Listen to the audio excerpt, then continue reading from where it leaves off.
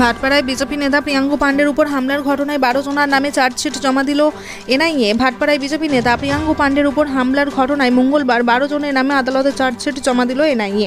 সেই চার্জশিটে উল্লেখ, গত 28শে আগস্ট সকালে ভাটপাড়ার আংলো ইন্ডিয়া জুট মিলের 3 নম্বর স্টাফ গেটের কাছে ঘোষপাড়া রোডের উপর প্রিয়াঙ্কু পাণ্ডের উপর হামলা চালানো হয়েছিল।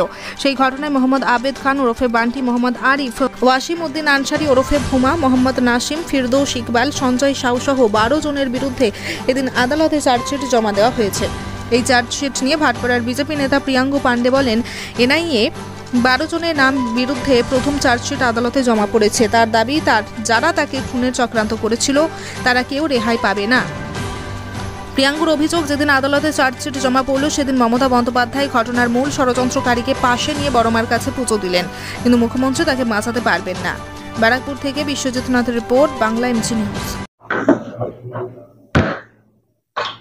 বলছি এনআইএ চার্জশিট হয়েছে এবং তদন্ত হয়েছে, 10 জনের নাম উঠে এসছে এবং বাইরের লোক দিয়ে কি বলবেন? না, নিশ্চয়ই আজকে এনআইএ প্রথম মনে হচ্ছে চার্জশিট আজকে দিয়েছে। 12 জন নামে চার্জশিট আজকে জমা হয়েছে। NIA national investigation India Bharatvarsha পক্ষ থেকে নিজেই আজকে প্রেসে এটা জানিয়েছে, আর আজকে কোর্টেও চার্জশিট জমা হয়েছে। নিশ্চয়ই আমি এটুকু বলতে পারি কি যারাই এই আমার মার্ডার করার চক্রান্ত যারা করেছিলেন, যারা এর সঙ্গে জড়িত আছেন, তারা কিন্তু বাঁচবেন না। আজকে দিনে তাদেরকে বাঁচাবার জন্য বাংলার মুখ্যমন্ত্রী নিজে যেদিন চার্জশিট জমা হচ্ছে সেই দিন এখানে এসে তার পাশে দাঁড়িয়েছেন বড় মা নামের পূজা করার বাহানা করে।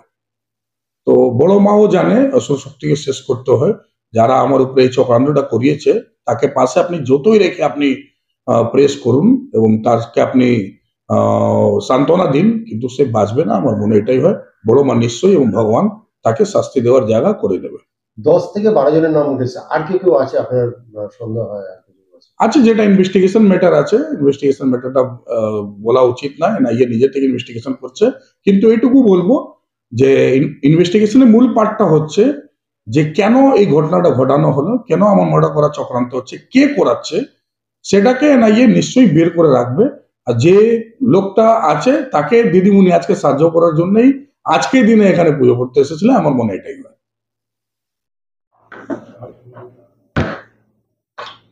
বলছি এনআইএ চার্জশিট হয়েছে এবং তদন্ত হয়েছে, 10 জনের নাম উঠে এসছে এবং বাইরের লোক দিয়ে কি বলবেন? না, নিশ্চয়ই আজকে এনআইএ প্রথম মনে হচ্ছে চার্জশিট আজকে দিয়েছে।